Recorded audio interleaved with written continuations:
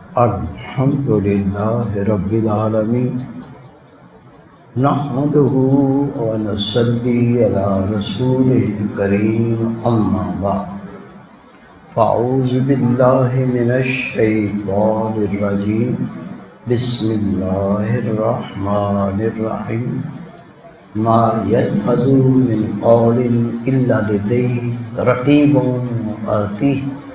عتيد صدق الله العلي العظيم ان الله ملائكته يصلون على النبي يا ايها الذين امنوا صلوا عليه وسلموا تسليما اللهم صل على سيدنا مولانا محمد وعلى ال سيدنا مولانا محمد وبارک وسلم علیہ۔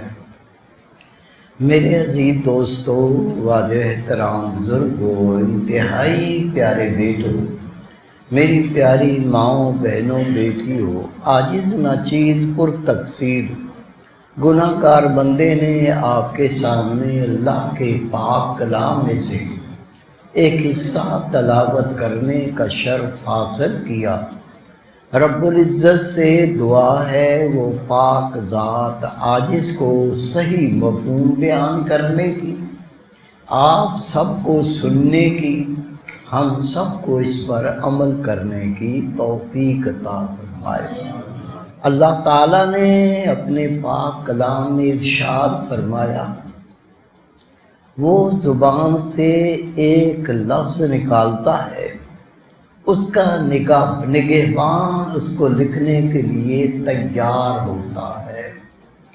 آپ نے سنا ہوگا، علماء کرام فرماتے ہیں ہر بندے کے ایک دائیں کندھے پر اللہ کا فرشتہ بیٹھا ہے اور بائیں کندھے پر بھی اللہ کا فرشتہ بیٹھا ہے۔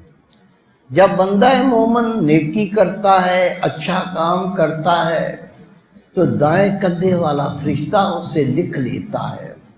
اسی طرح دوسرا فرشتہ بائیں کندھے پر بیٹھا ہے، جب کوئی گناہ کا کام کرتا ہے، اللہ کی نافرمانی کرتا ہے، وہ اللہ کا فرشتہ اس کے گناہ کو لکھ لیتا ہے۔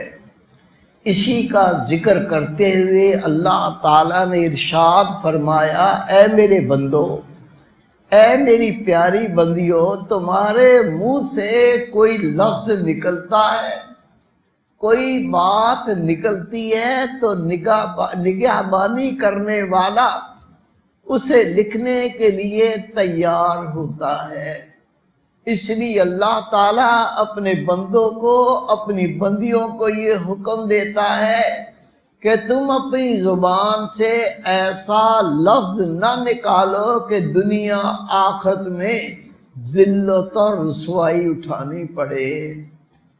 اگر آپ کسی کو گالی دیں گے، اللہ نے اس کو طاقت دی ہوگی، گھما کے مکہ مارے گا، منہ توڑ کے رکھ دے گا۔ کسی کی چغلی کریں گے، کسی کی غیبت کریں گے، جب اسے پتہ چلے گا آپ کا گریبان پکڑ لے گا۔ اگر آپ نے ایسا کلام کیا تو آپ کے لیے وہ کلام تکلیف کا ذریعہ دنیا میں بن جائے گا، لیکن صرف دنیا میں ہی اس کی تکلیف کا بدلہ مل جائے یہاں تک بات ختم نہیں ہوتی۔ میرے پیارے بھائی، میرے بیٹے، میری پیاری بہن، میری پیاری بیٹی، فحش کلامی کرنے والا روز قیامت اس کے منہ سے پس اور پیپ گرتی ہوگی۔ لوگ کہیں گے یہ تو عذاب کسی کو نہ دیا گیا، وہ کہے گا میں فحش کلامی کیا کرتا تھا، یہ اس کا مجھے بدلہ دیا گیا۔ اللہ تعالیٰ نے اپنے پاک کلام میں غیبت سے روک دیا گیا، اور رسول پاک نے غیبت کو زنا سے بھی بڑا گناہ فرمایا۔ معلوم یہ چلا کہ یہ غلط بات جو اللہ کی نافرمانی ہے، یہ کلام دنیا میں بھی رسوائی کا ذریعہ بنے گا، اور آخرت میں بھی ذلت اور رسوائی اٹھانی پڑے گی۔ اس لیے اللہ نے اپنے بندوں کو فرمایا ایسی زبان سے بات نہ نکالو کہ دنیا آخرت میں ذلت اور رسوائی اٹھانی پڑے۔ جو عقل مند لوگ تھے، جن کے دل میں اللہ کا خوف تھا، جن کے دل میں رب کی خشیت تھی، ان کی زندگیاں ہمارے لیے مشعل راہ ہے۔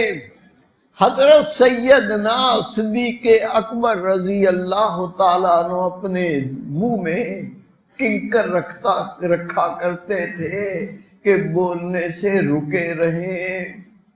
رسول پاک صلی اللہ علیہ وسلم فرماتے جسم کا کوئی حصہ ایسا نہیں جو زبان کی بدگوئی اور تیزی کی شکایت نہ کرتا ہو۔ ایک بار حضرت سیدنا عمر فاروق رضی اللہ تعالیٰ عنہ حضرت سیدنا صدیق اکبر رضی اللہ تعالیٰ عنہ کی زیارت اور ملاقات کے لیے گئے۔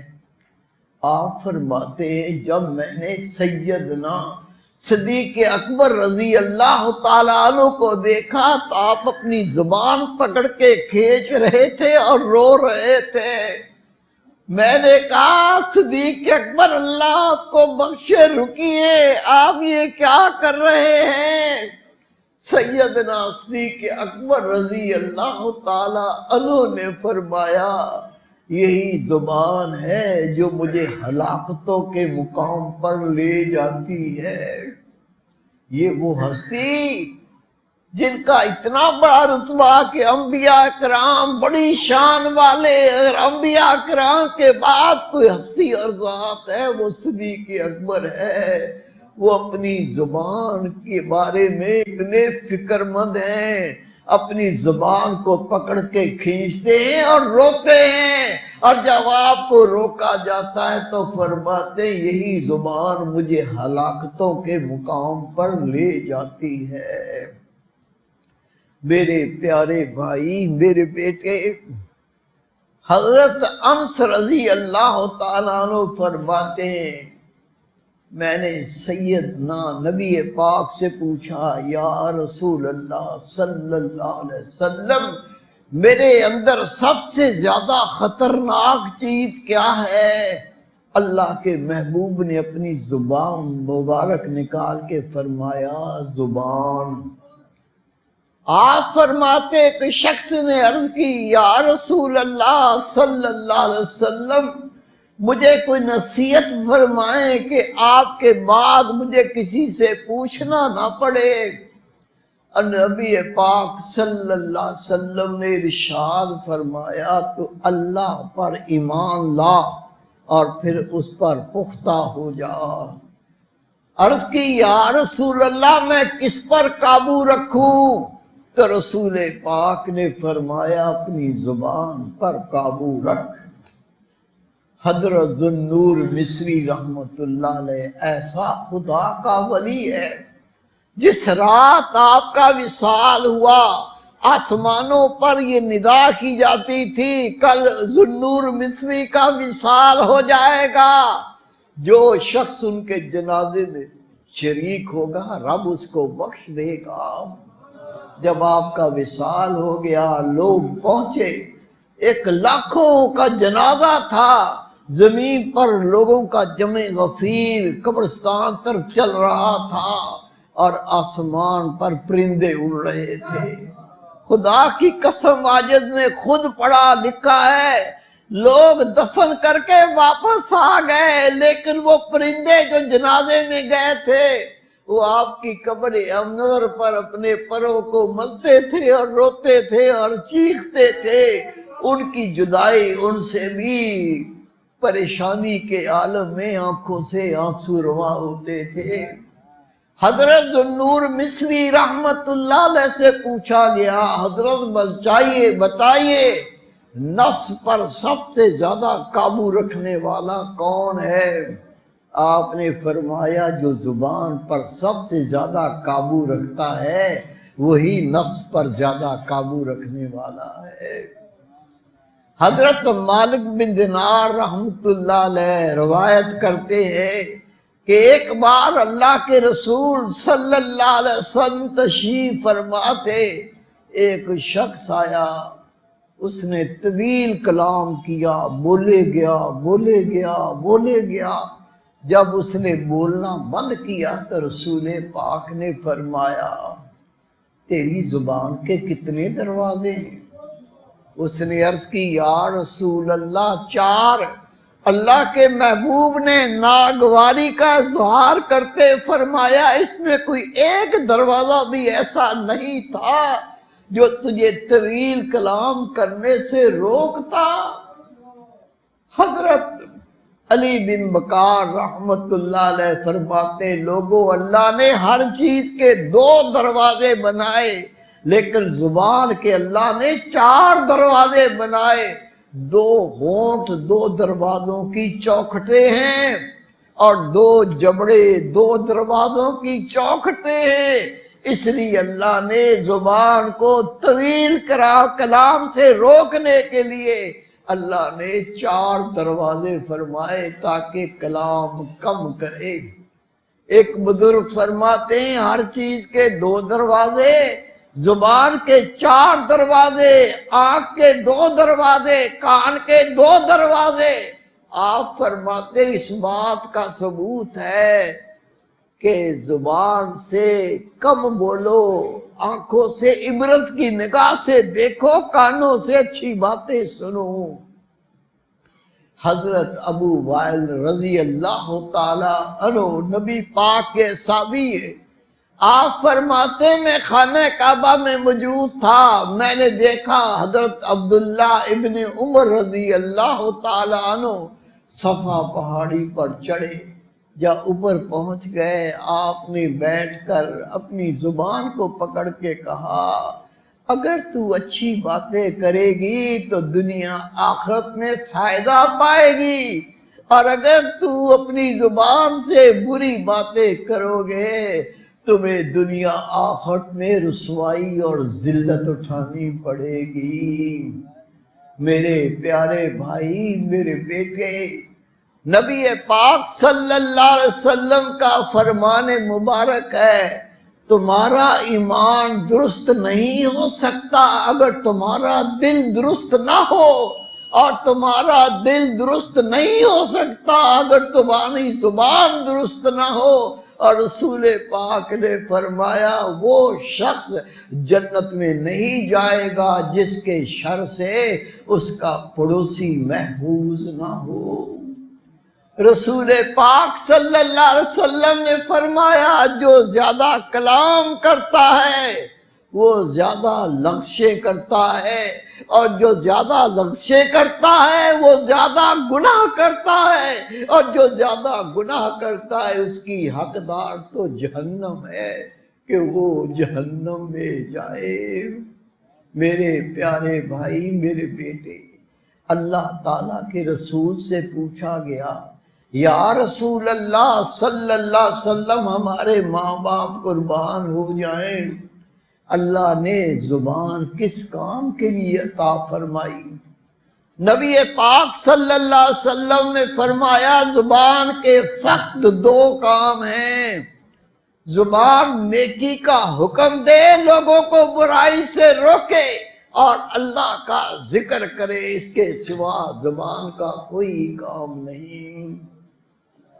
حضرت عبداللہ ابن مسعود رضی اللہ تعالیٰ عنہ نبی پاک فرماتے یہ میری امت کے عالم ہیں، اتنا بڑا رتبہ۔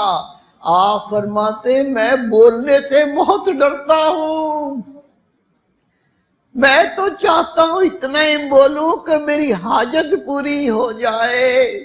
حضرت عیسیٰ علیہ السلام تشریف فرما ہیں، آپ کے حواری آ کے بیٹھ گئے، آپ نے پوچھا کیسے آنا ہوا؟ عرض کی یا نبی اللہ ہمیں ایسا عمل بتائیں اللہ ہمیں جنت عطا فرما دے۔ اللہ کے نبی نے فرمایا کبھی نہ بولو۔ امت دائیں بائیں دیکھنے لگی، عرض کی یا نبی اللہ یہ گزارا کیسے ہوگا؟ بولے بغیر تو گزارا نہیں۔ پھر آپ نے فرمایا اچھی بات کرو اور پھر خاموش رہو، اللہ تمہیں جنت عطا فرما دے گا۔ میرے پیارے بھائی، میرے بیٹے، رسول پاک صلی اللہ علیہ وسلم کا فرمان ہے، میں تمہیں نہ بتاؤں وہ دو چیزیں جن کی وجہ سے زیادہ تر میری امت جنت میں داخل ہوگی؟ عرض کی یا رسول اللہ صلی اللہ علیہ وسلم ارشاد فرمائے۔ اللہ کے محبوب نے فرمایا اللہ کا خوف اور نیک خلق، یہ دو چیزیں ایسی ہیں جن کی وجہ سے میری امت کی کثیر تعداد جنت میں داخل ہوگی۔ پھر رسول پاک نے فرمایا میں تمہیں نہ بتاؤں وہ دو چیزیں جس کی وجہ سے میری زیادہ تر امت جہنم میں جائے گی؟ عرض کی یا رسول اللہ، ارشاد فرمائے رسول پاک نے فرمایا ایک جو دونوں جبڑوں کے درمیان ہے یعنی زبان، اور دوسری جو دونوں ٹانگوں کے درمیان ہے یعنی شرمگاہ۔ یہ دو چیزیں زبان اور شرمگاہ ایسی چیزیں ہیں جن کی وجہ سے زیادہ تر لوگ جہنم میں داخل کیے جائیں گے۔ میرے بھائی، میرے بیٹے، انس بن مالک رضی اللہ تعالیٰ عنہ فرماتے ہیں جنگ احد میں ہمارا ایک ساتھی شہید ہو گیا، اس کی ماں آئی، اس نے آ کر چہرے سے گرد جھاڑی، اور جب ہم نے دیکھا اس کی قمیض کو اٹھایا تو بھوک کی وجہ سے اس کے پیٹ پر 2 پتھر بندھے ہوئے تھے۔ ماں نے دیکھا گرد جھاڑی شہید ہو چکا ہے اور بھوک کی وجہ سے اس کے پیٹ پر 2 پتھر بندھے ہوئے ہیں۔ ماں نے کہا بیٹے تجھے جنت کی بشارت ہو۔ وہاں نبی پاک صلی اللہ علیہ وسلم بھی تشریف فرما تھے۔ میرے محبوب نے فرمایا تجھے کیا پتا اس نے لایانی باتیں، بیکار باتیں کی ہوں اور اس کے علاوہ یہ بخل کرتا ہو اور تو اس کو جنت کی بشارت دیتی ہے؟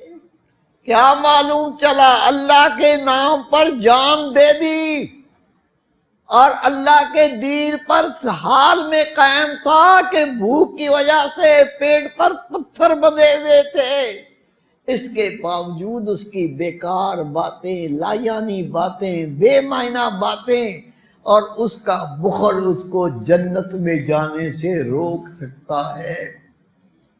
نبی پاک نے پوچھا کعب نظر نہیں آ رہے؟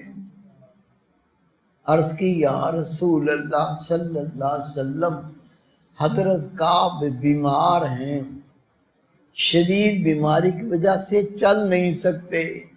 اللہ کے محبوب نے فرمایا چلو اس کی بیمار پرسی کریں، اور نبی پاک صلی اللہ علیہ وسلم پیدل چل کر اس کے گھر گئے، اور جا کر جب حضرت کعب کو دیکھا فرمایا کعب تجھے خوشخبری ہو۔ ماں نے سنا تو ماں کہتی ہے بیٹا تجھے جنت کی خوشخبری ہو۔ نبی پاک نے فرمایا تجھے کیا پتا کعب نے بے معنی لایانی باتیں کی ہوں یا سنی ہوں؟ صرف کرنا ہی گناہ نہیں ہے، سننا بھی گناہ ہے۔